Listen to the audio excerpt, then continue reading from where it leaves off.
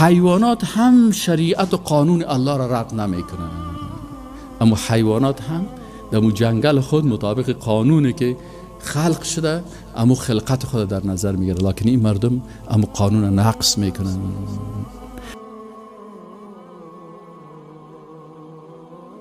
اگر کسی بگوید من دموکرات هستم و قانون آسمانی را قبول ندارم، کتاب آسمانی را قبول ندارم، قانون الله، شریعت الله کتاب الله هست، کسی بگوید من این را قبول ندارم، به عوض از این قانون میخوایم قانون در زمین جور شود، الله متعال این را کافر بیان کرده.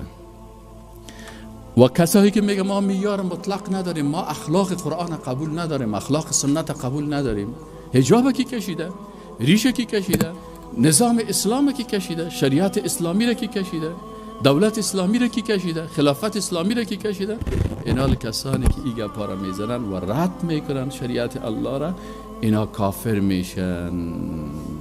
این مردم ها چی میکنن؟ این دموکرات ها مثلا پرزیدنت لینکلن رئیس جمهور امریکا بوده، دموکراسی را تعریف میکنن، میگه حکومت مردم، توسط مردم، برای مردم، نفس ما هر چی که خواست.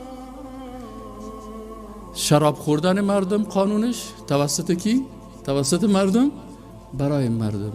همجنسگرایی مردم توسط مردم، برای مردم. این معنیش میده، بعضی کسا نمیفهمن معنیش. متوجه هستین؟ اینی کسی که دموکراسی را به این شکلش میپذیره، الله متعال چی میگه؟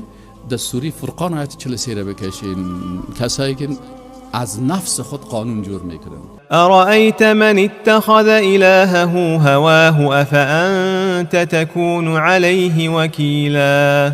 ارأیت، آیا ندیدی ای رسول الله صلی الله علیه و سلم، آیا ندیدی ای انسان که تو عقیدت از قرآن میگیری، آیا ندیدی اتخذ الهه، معبود خود، معبود ما شما گفتیم که اله کی را میگن؟ که دو صفت داشته باشه، ذاتش عبادت شوه و قانونش اطاعت شوه. آیا ندیدی کسانی که معبود خود کی را گرفتن؟ هوا، آرزوهای خواهشات نفسانی خود. اگر نفسش گفت که زنا، قانون میسازه که زنا در این مملکت بفرمایین زنا بکنین. بسیاری هتل‌ها که بری در هر هتل لست زنا هست. پس این قانون را کی برشان جور کرده؟ شراب، هزارها گناه دیگر. ایناله اینجا گفته که اینی مردمایی که قانون مطابق خواسته های نفس خود می سازن و شریعت الله را نمی پذیرن، افانت تکون علیه وکیلا، آیا تو با اینا وکیل می باشی؟ ام تحسب ان اکثرهم یسمعون او یعقلون، یا آیه پیغمبر تو فکر میکنی که بسیاری از اینا میشنون یا از عقل خود استفاده میکنن؟ نه، اینهم الا کالانعام، اینها مثل حیوانات است. حیوانات هم شریعت و قانون الله را رد نمیکنن، اما حیوانات هم در جنگل خود مطابق قانونی که خلق شده اما خلقت خود در نظر میگیره، لکن این مردم اما قانون نقص میکنن.